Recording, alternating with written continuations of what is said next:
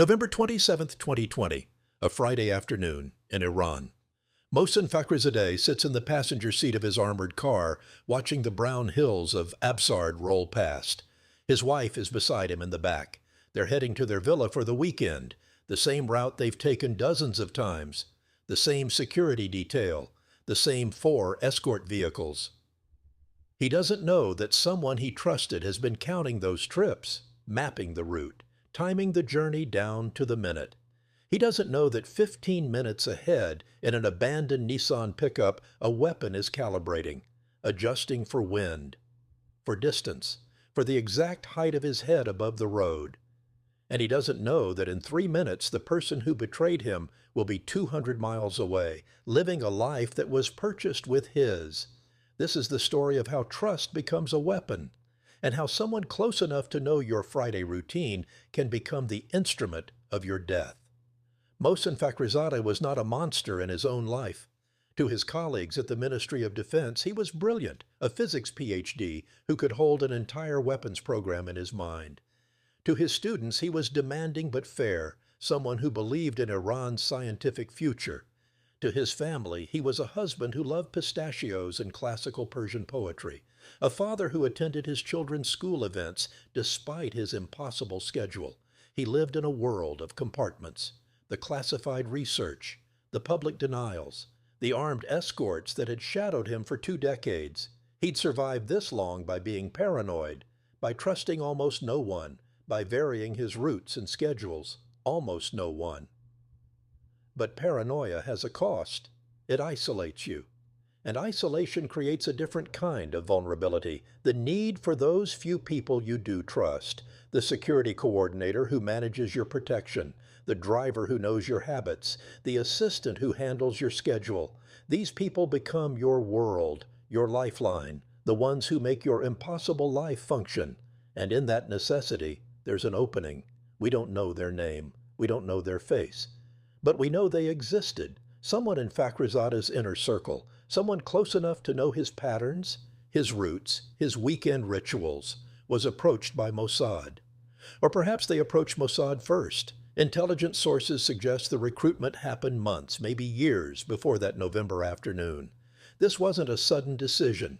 It was a slow seduction of circumstances. Maybe it started with money, a family member sick, medical bills piling up, a quiet message, "We can help." Then another payment, and another. Until the debt isn't financial anymore, it's psychological. You've already crossed a line you can't uncross. Or maybe it was ideology, disillusionment with the regime, watching Iran's resources pour into nuclear ambitions while ordinary people suffered. A Mossad recruiter would have listened, validated. You're not betraying Iran. You're saving it from itself. Or maybe, and this is the cruelest possibility, it was something simpler. A spouse who wanted a better life. Children who deserved opportunities. A promise. Give us information and we'll get you out. A new life. A new name. Safety. Whatever the reason, they said yes. Not to murder at first, just to information. When does he leave for his villa? Which route does he take? How many guards? What kind of vehicle? Small betrayals, easy to rationalize. They probably told themselves they were just sharing schedules, that they weren't responsible for what happened with that information, that their hands would stay clean. But intelligence work doesn't allow for clean hands. Imagine living that existence. Every morning you show up to work. You nod to Fakhrizadeh in the hallway. Maybe you brief him on security protocols, on threats against his life, threats that you're actively enabling.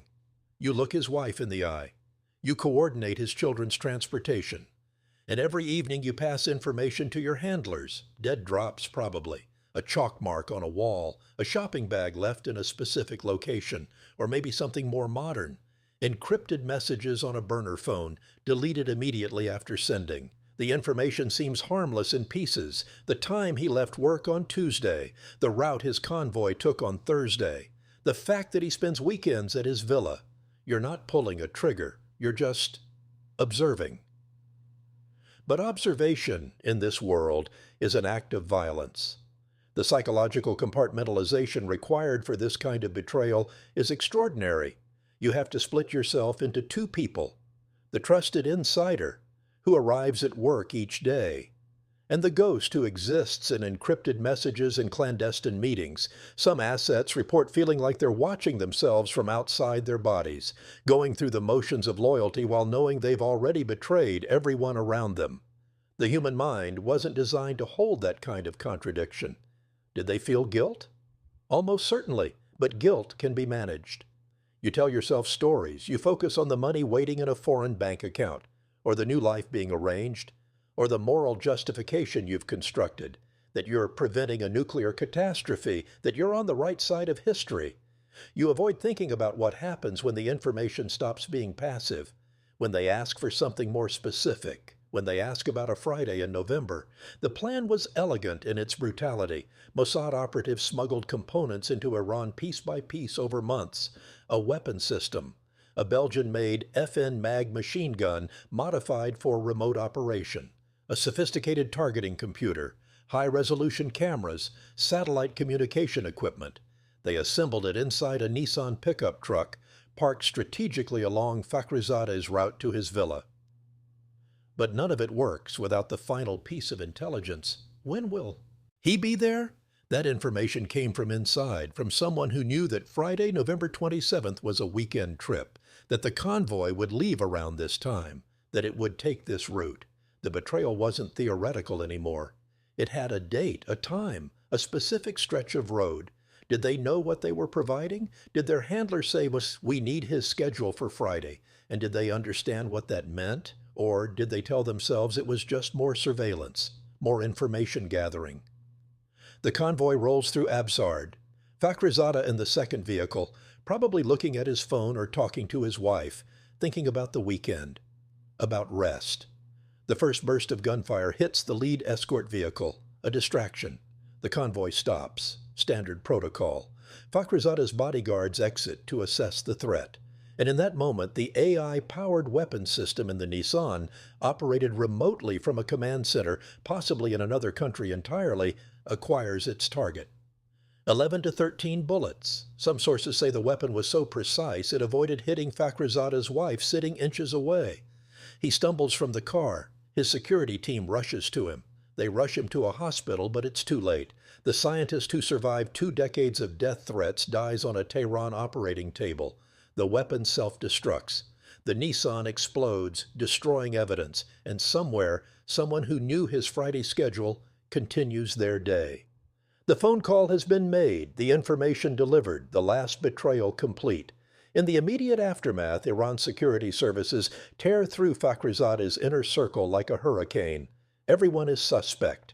Everyone is interrogated. Colleagues, staff, family members, security personnel. They're looking for the source, the insider, the traitor.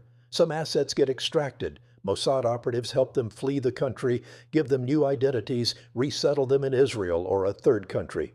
That's the promise, anyway. The life after betrayal.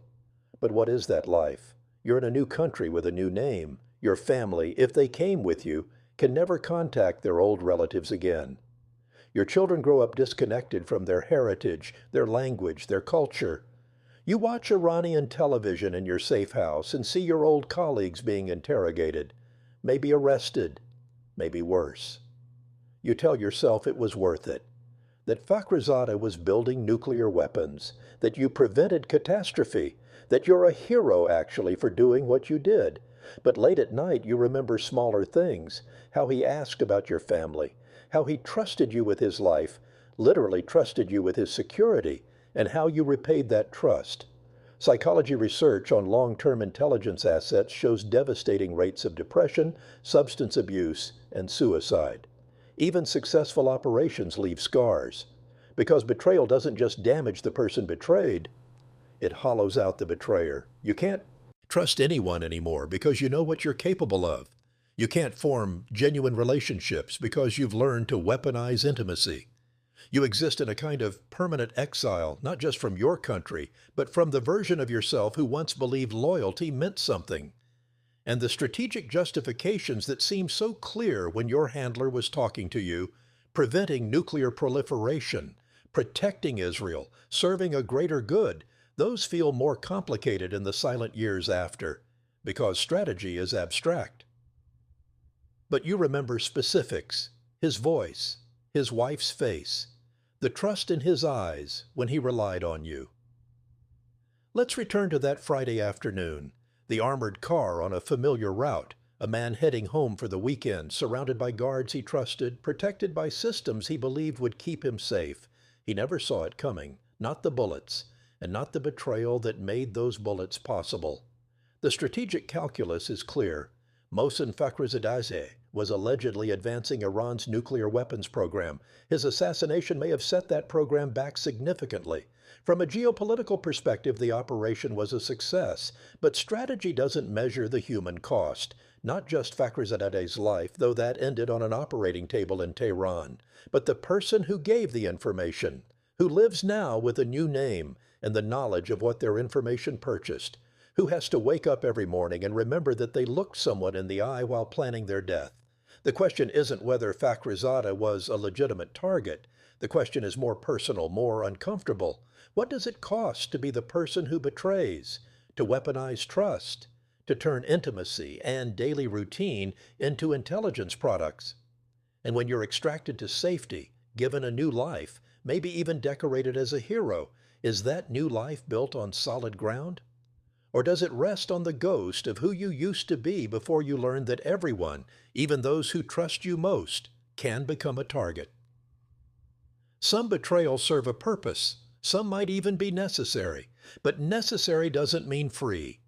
And the person who provided that Friday schedule, wherever they are now, whatever name they use, knows the price.